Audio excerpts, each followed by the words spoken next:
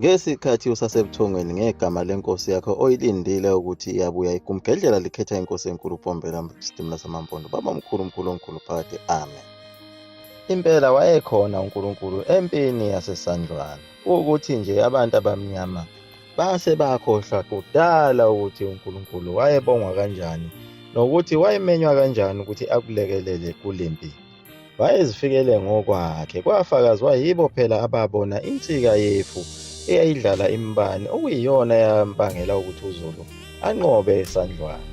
Kodwa ekubuyeni kwakhe uZulu akazange ukuthi enze umhlatshelo oqondene noNkulunkulu. Ebonge ukunqotshwa kwakhe ukunqoba phela amangisi khona esandlwana. Kodwa walibala yikho ukuhlabisa amabutho nokuhambesa imiyezana. Echonywe namaphaphe egwalagwala kubongwe nezinyanga ezingababhili bethu. Omunye ufakazi ngoNkulunkulu ukuthi wayekhona empini yasesandlwana enye insizwa eyayumfowabo kaGabangaye emchuno wasemachunweni. Le nsizwa bathi yayisebuthweni umbonana. Okwathi lapho inhlamvu isisha kakhulu kwavele kwaqhamuka umuntu owayemncanyana enezingadlwana ezincane nobuswana obuncane. Wathi lo muntu kuye, ngithi njengamanje lala phansi ulale uzimboze ngazo izidumbu zalaba bantu asebefile, ngoba kulempi ngeke uze usinde. Kodwa enzalweni yakho kukhona abantu bami engifuna ukuthi bezalwe, wena uyongizalela abafundisi bami. Le nsizwa yakubo kaGabangaye wayimangaza lokhu ngoba lo muntu wayezihambela engadubuleki nalapho nje ezidlulela ngalapho kwakudubula khona abelungu, encenga kancane engajahe ndawo. Nangempela le nsizwa yakubo kaGabangaye emchuno yalilalela lelizwi yenza lokho okwakushiwo ile lizwi. Yona phela engenendaba nokunye okuningi kodwa yesijabulela ukuthi izophila.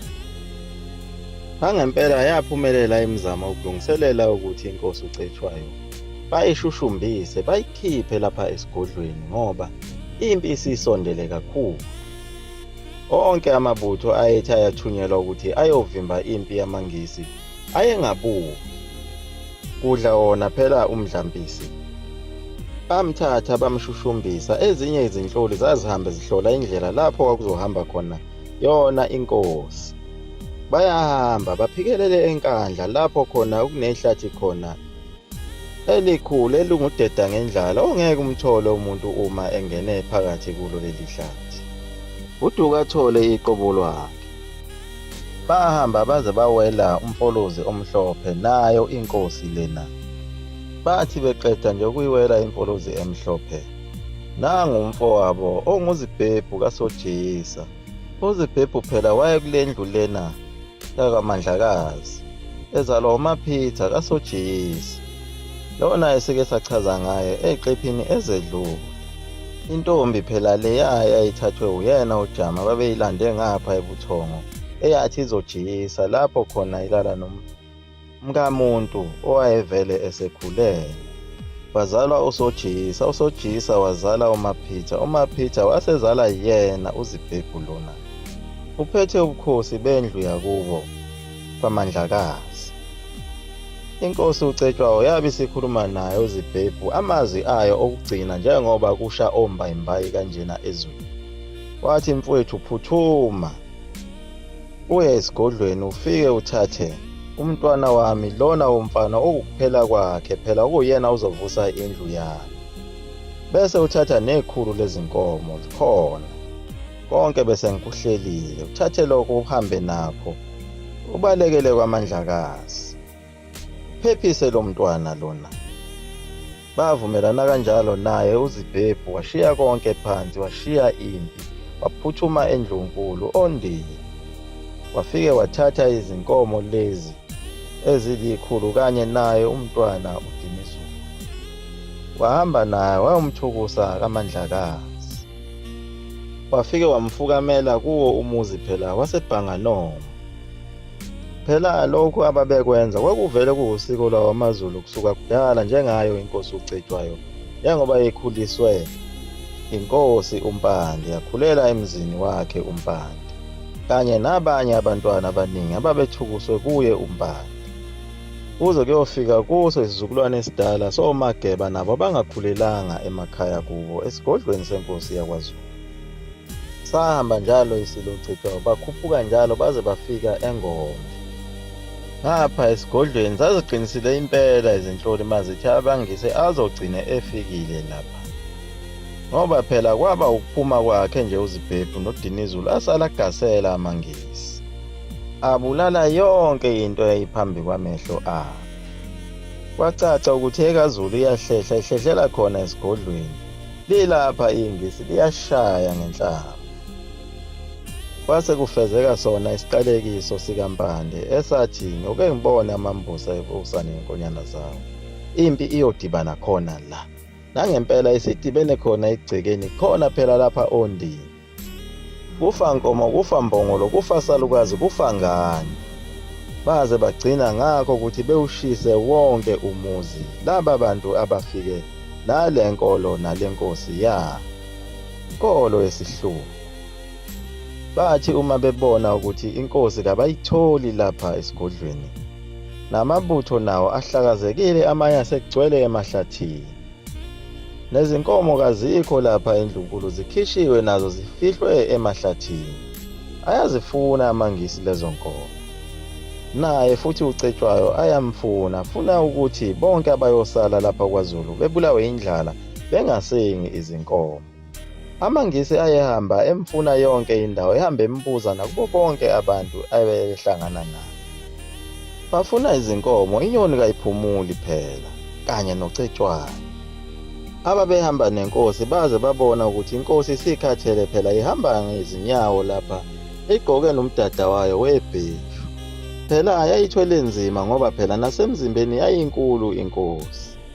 Baze bakhetha ukuthi bayithukuse komunye umuzi owungakhona lapha eNgome, emzini wakwaMbuyisa. Bayithukusa khona nje lapho nazi izinhloli zamadube esandlwane ziyabona konke lokho okwenzakalayo.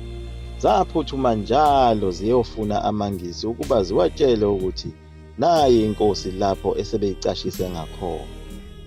Na amangisi ayengayibekile phansi, ehamba ebamba abantu lapha endleleni, ebashaye, ebabuza ukuthi iphi le nkosi lapho ecashe khona.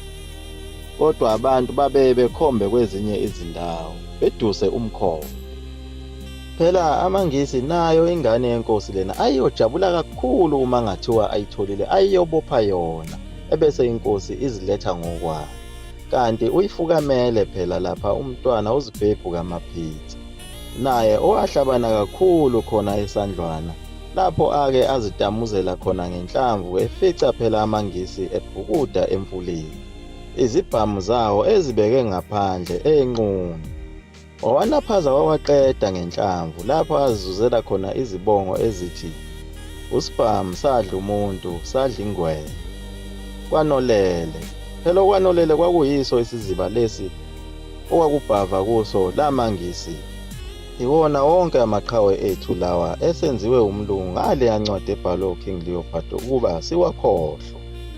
Athi amangisi angezwa ukuthi uyatholakala umkhondo wakhe uCetshwayo, aphuthuma ngokukhulu ukushesha ngamahhashi, ayamfica lapho umuzi wakaMbuyisa, ambamba amtitinya.